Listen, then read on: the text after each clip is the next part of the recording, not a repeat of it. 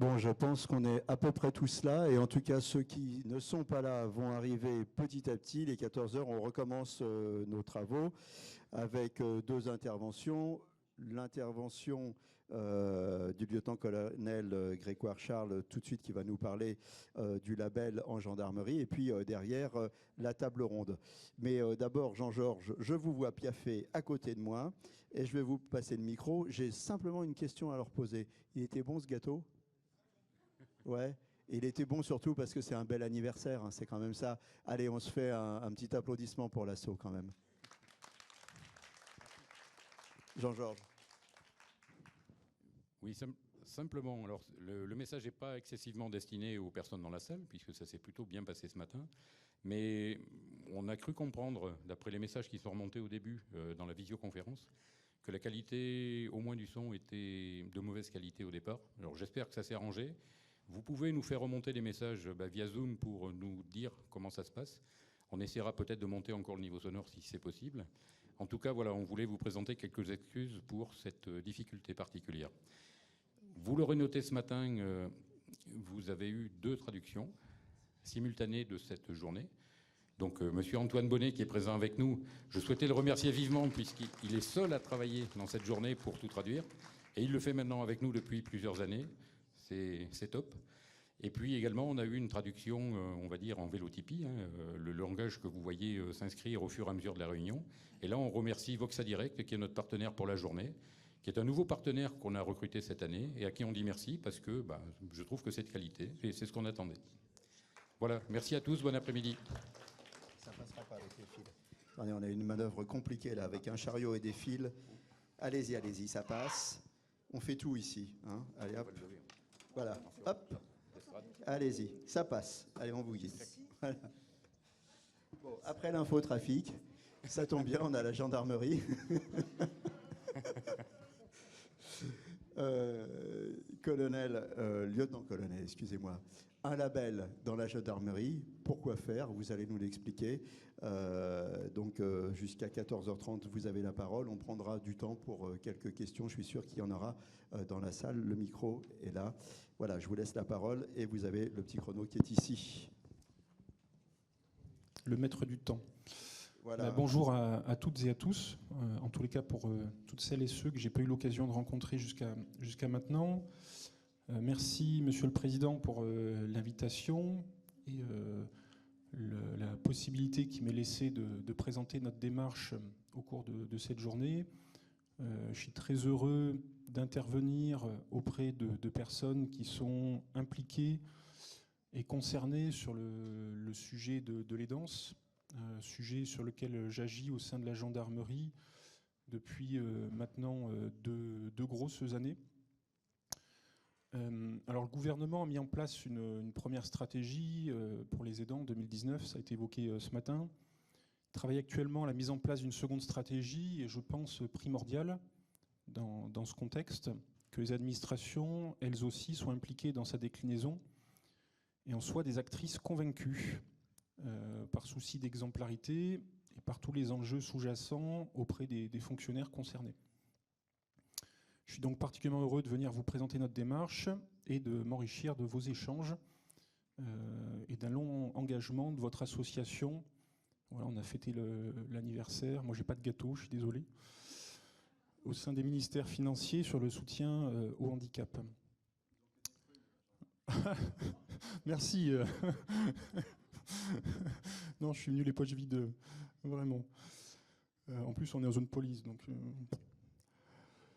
je vais vous présenter aujourd'hui 3 éléments successifs, donc les raisons et enjeux de l'engagement de la gendarmerie dans le soutien aux aidants, la structuration de ce soutien et enfin notre parcours récent de labellisation.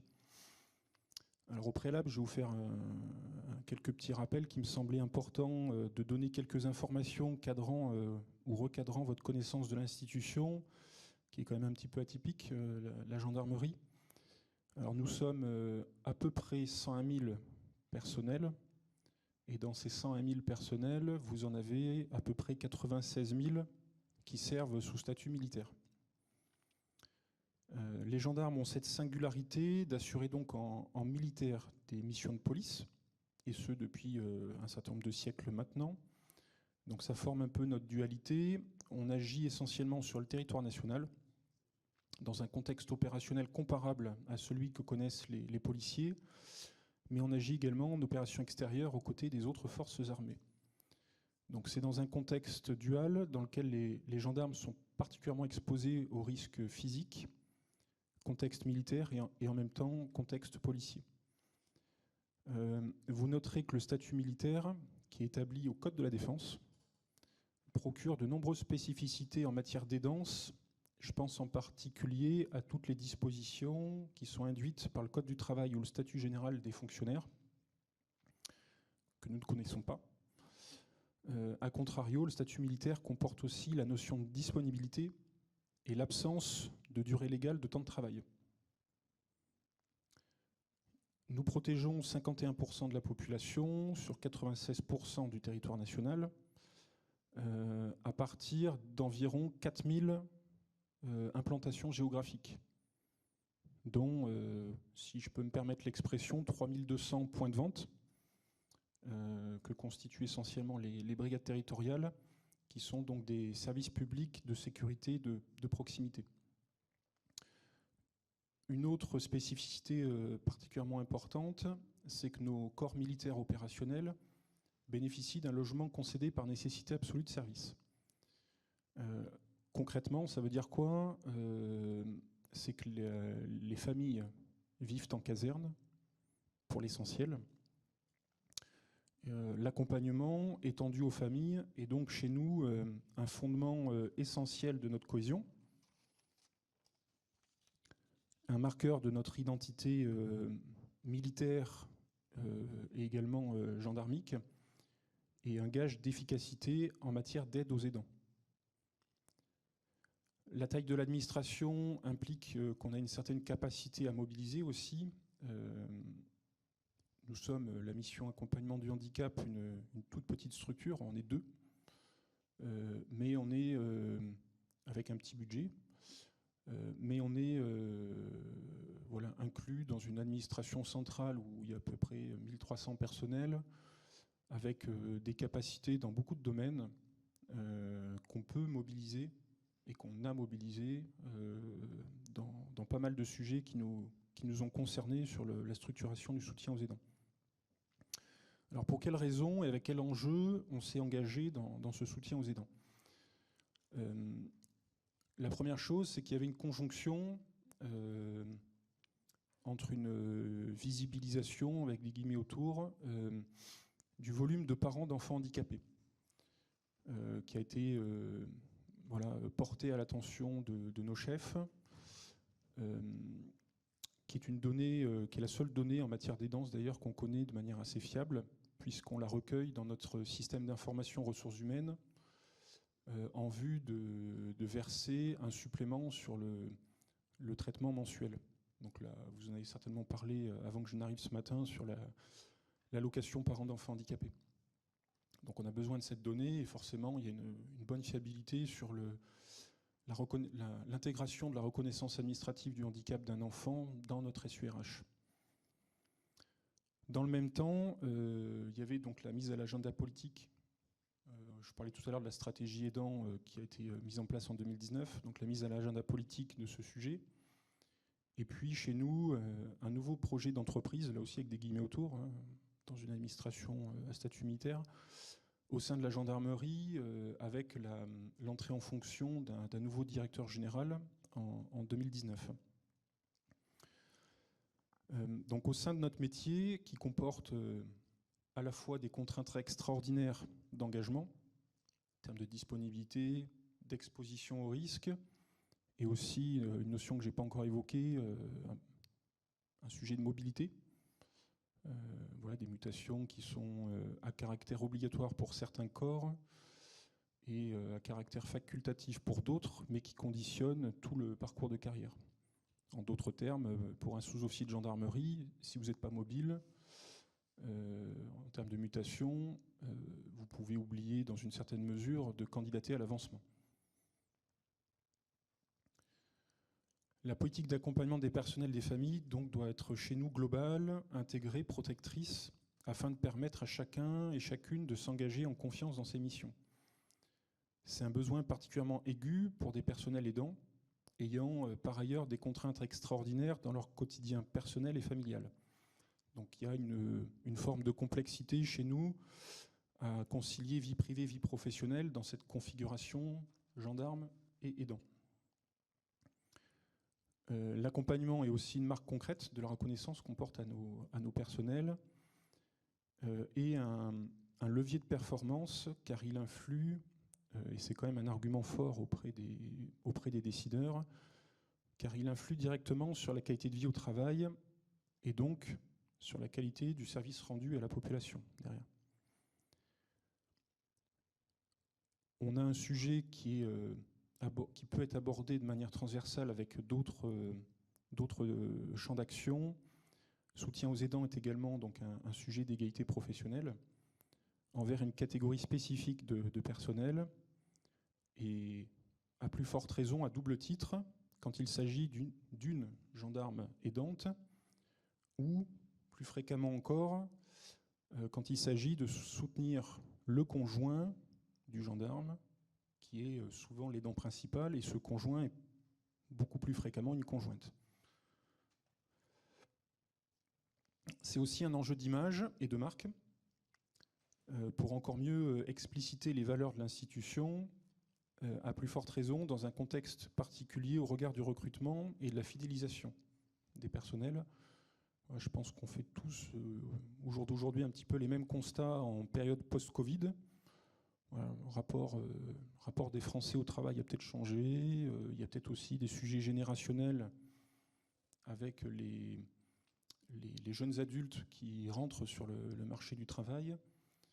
Et forcément, on a un besoin encore plus fort d'animer une marque employeur et d'être en cohérence dans ce qu'on fait et dans ce qu'on peut afficher avec les valeurs qu'on prétend affirmer.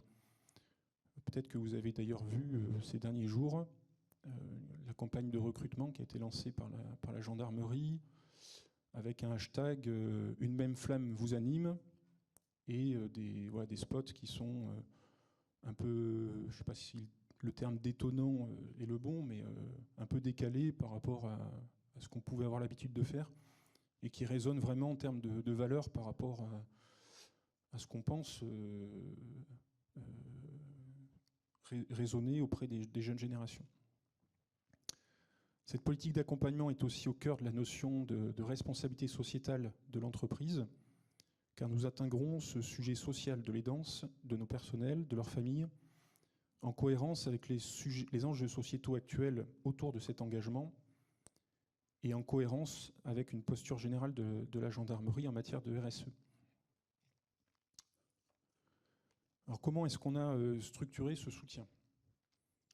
On a fait le choix donc en 2020, à l'été 2020, dans le cadre du projet de notre nouveau directeur général, qui est un projet qui s'appelle GEND 20.24 pour année 2020 à 2024, et dans sa déclinaison RH, de créer une mission dédiée à l'accompagnement du handicap, investie notamment dans le champ du soutien aux aidants, pour changer d'échelle dans la prise en compte de cette problématique et coordonner toutes les actions en la matière.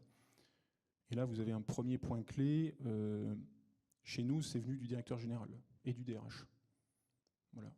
On leur a mis un petit peu la puce à l'oreille, mais il y a eu une affirmation très forte auprès du top management, entre guillemets, de la gendarmerie, et un affichage de l'accompagnement du handicap au sein du projet du directeur général, qui est très visible et rappelé d'ailleurs fréquemment dans ses prises de parole ou dans celles du DRH. La mission est aussi incarnée par des personnes qui ont une expérience de l'aidance, une expérience personnelle. Donc la ministre, quand elle nous a remis le label, parlait d'autoreprésentation. Et on est effectivement dans une forme de valorisation de l'expérience que certains personnels ont pu acquérir sur le sujet, et en même temps de poser une légitimité sur le sujet vis-à-vis de tous les intervenants et des familles concernées, parce qu'on traite en lien direct avec les familles.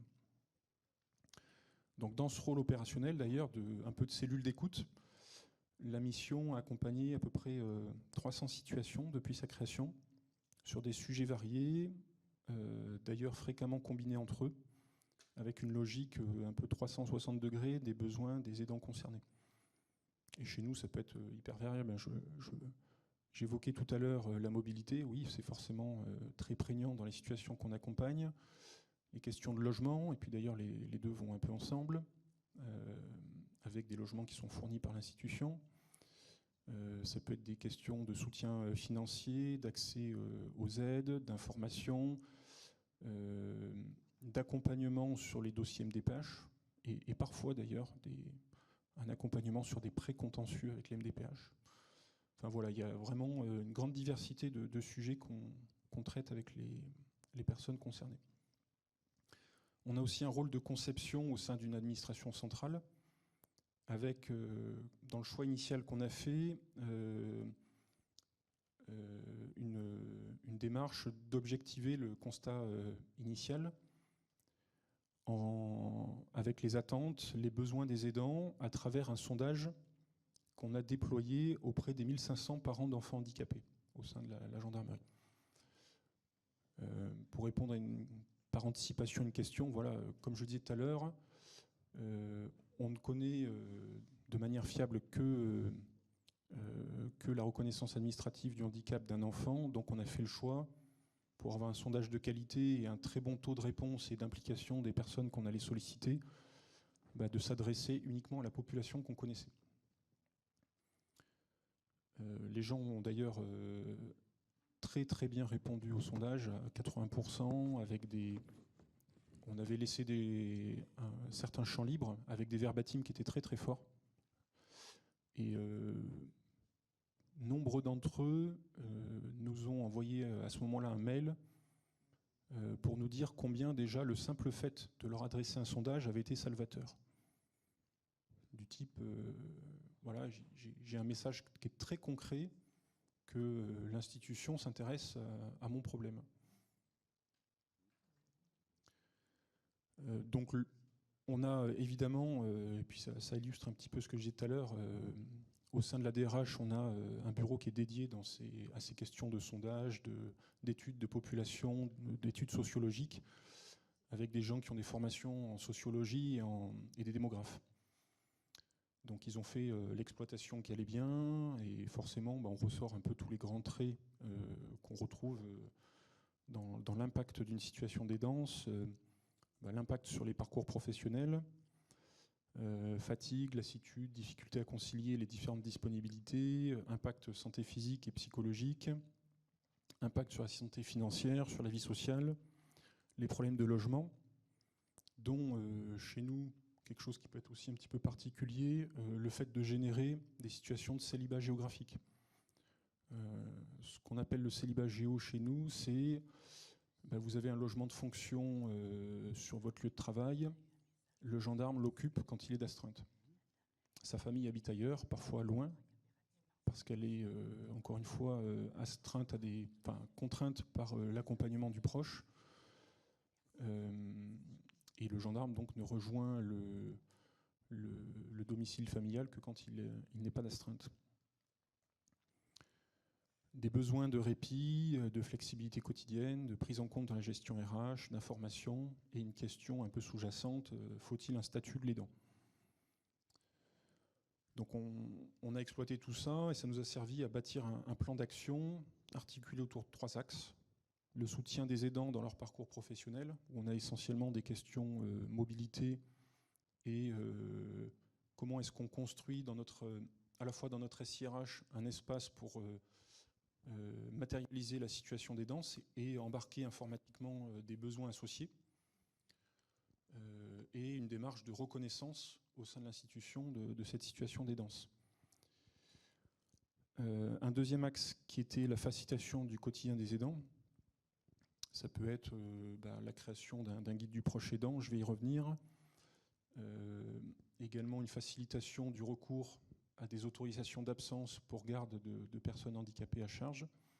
Donc ça, c'est de la réglementation un peu, qui est interarmée.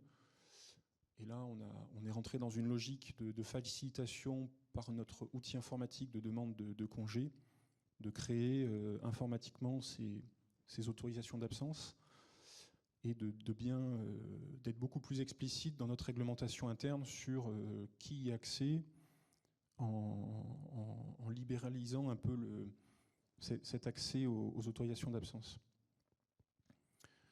Et un troisième axe, développement de partenariats utiles aux aidants, et j'y reviendrai avec un exemple tout à l'heure. Donc on a conduit un certain nombre de projets, je vais en citer quelques-uns. Le guide du proche aidant, j'aurais dû vous en apporter un exemplaire, mais je pourrais, comme il existe en version numérique, le faire suivre à votre président, qui est à la fois un guide qui répond à une forte attente de rassembler au même endroit toutes les informations pertinentes pour les personnes concernées, avec les conseils, et toutes les ressources qu'il peut mobiliser, soit dans le droit commun, soit dans le périmètre armée et gendarmerie, puisqu'on a dans l'écosystème militaire et gendarmerie un certain nombre de partenaires, que ce soit des mutuelles, des fondations, des mutuelles à caractère social, des associations qui ont un certain nombre de dispositifs et des aides qui sont spécifiques dans le domaine. On a aussi créé un réseau que j'ai appelé les experts, EXPAIRS. Donc le jeu de mots était un peu facile par rapport aux séries policières, et en mettant dans le même terme la notion de pérédance. Donc on était parti d'un constat assez simple, qui est qu'on a des milliers de gendarmes et de conjoints de gendarmes qui sont concernés par le sujet. Parmi eux, vous en avez un nombre significatif qui ont acquis de très bonnes compétences avec le temps dans l'accompagnement de leurs proches, des fois même des niveaux d'expertise, hein, carrément. Et l'idée, c'était de valoriser cette expérience et de la mettre au service de tous.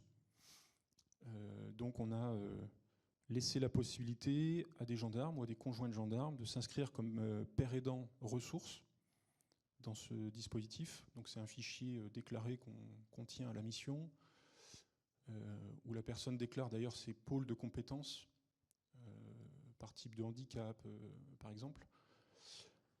Et derrière, quand une famille est nouvellement confrontée à la difficulté, elle peut nous solliciter pour être mise en relation avec le père aidant le plus pertinent, qui est d'ailleurs doublement père aidant, parce qu'il peut aussi expliquer comment est-ce qu'il a concilié ça avec sa vie de gendarme. Donc on a actuellement une soixantaine de personnes père aidant ressources dans ce dispositif, avec un objectif donc de capitaliser cette expérience, rompre l'isolement, montrer qu'on n'est pas tout seul, et favoriser aussi derrière la cohésion et la solidarité interne. On a aussi créé donc là on était dans une logique pair à pair, hein, en individuel. On a créé des espaces collectifs d'échange qui sont pour l'instant perfectibles parce que c'est des espaces sur notre intranet. Ce qui veut dire que le gendarme n'y a accès que quand il est au travail, et que les familles n'y ont pas accès, puisque c'est pas en source ouverte. Et on utilise ces espaces collectifs à la fois pour échanger, pour tester des idées, voire pour co-construire des dispositifs. On a aussi mis en place des outils de sensibilisation à la problématique des aidants, avec des planches de bande dessinée qu'on a conçues avec un prestataire qui est assez impliqué sur le sujet, puisqu'il avait des antécédents de dessins sur des scénettes aidants au sein du guide hors SUNAF à destination des entreprises qui a une dizaine d'années de mémoire. Et voilà, il faisait des planches BD là-dedans qui sont super bien faites. Et on a utilisé en fait le même prestataire pour faire des bandes dessinées dans le contexte gendarmerie, qui amenait des problématiques d'aidants, qui montrait aussi qu'au cours d'une carrière, tout le monde pouvait, voire allait être concerné à un moment donné. Et on l'a diffusé dans toutes nos unités. Donc 3 épisodes, 3 semaines de suite, avec comme consigne de les afficher dans les espaces collectifs, donc en salle café ou voilà, de la brigade, de manière à montrer encore l'intérêt de la direction générale sur le sujet, et puis amener les conversations et la prise de conscience sur le sujet dans tous les collectifs de travail.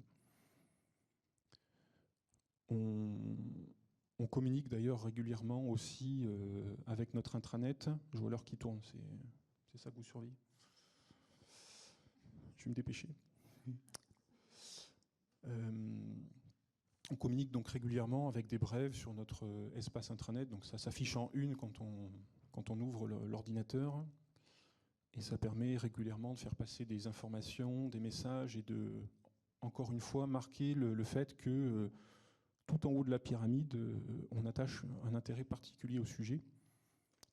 Et donc entre le haut de la pyramide et tout en bas, il y a plein d'étages. Et ça permet de convaincre un certain nombre d'étages qu'il faut s'y intéresser un petit peu. On a aussi créé des séjours familiaux de répit, aidants aidés, dont l'objectif était de permettre des vrais temps de répit à des familles qui, pour certaines d'entre elles, ne partaient plus du tout en vacances depuis des années. Dans un lieu qui était propice au repos, avec une prise en charge de l'enfant, donc c'est des séjours d'1 semaine, une prise en charge de l'enfant dans une structure adaptée de 10h à 16h, avec des activités de type vacances pour l'enfant concerné, et également des activités qui étaient proposées aux parents et aux fratries tout au long des journées, voire des soirées, avec souvent des très belles osmoses qui se créent entre familles, parce que on a une capacité de 6 familles par semaine sur juillet et août. Il y a des très belles osmoses qui se créent entre les parents, les enfants, tout au long de cette semaine. On fait de la pension complète ou demi-pension avec un hébergement moderne à 50 mètres de la mer. Donc ça, voilà, donc comme ça a été dit d'ailleurs tout en fin de matinée, c'est des séjours aussi qui coûtent cher. On est en ordre de grandeur 3 500, 4 000 € la semaine, puisqu'il y a de la masse salariale sur la prise en charge de l'enfant notamment.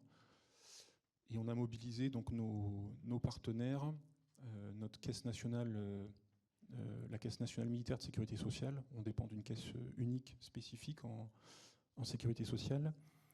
Notre mutuelle sociale qui est la Caisse nationale du gendarme, et une association qui s'appelle Gendarmes de Cœur, donc de manière à solvabiliser les familles et à ramener le reste à charge à des niveaux très, très mesurés.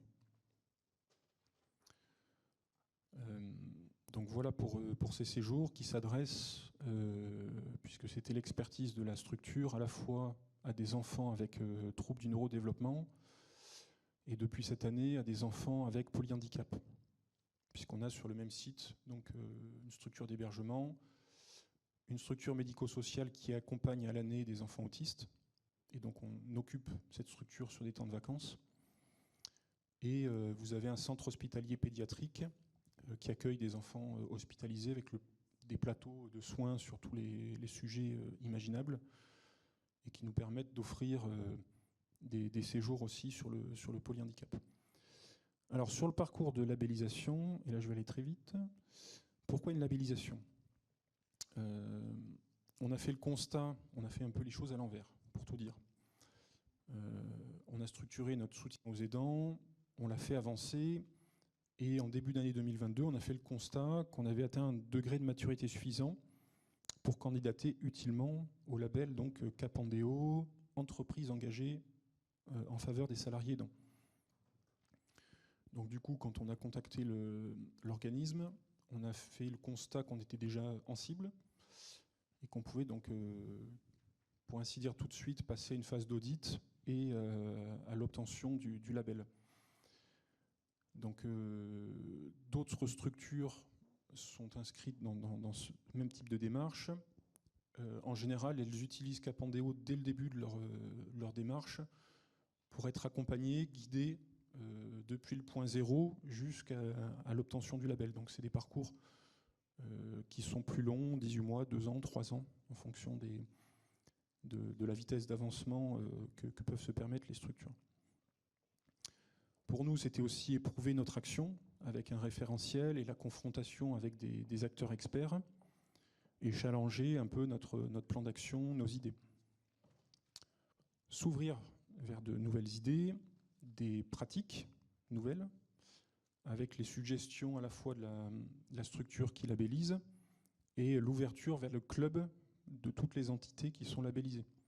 Et là, forcément, vous avez des gens qui sont engagés, qui ont un bon niveau de maturité et dont on peut largement s'enrichir. Enfin, donc la labellisation, c'est pas une fin en soi, mais on l'a conçue plutôt comme un indicateur dans le franchissement d'étapes chez nous et une opportunité dans une démarche d'amélioration continue. On était aussi les premiers dans le champ des administrations de l'État à s'engager dans la démarche et à l'obtenir.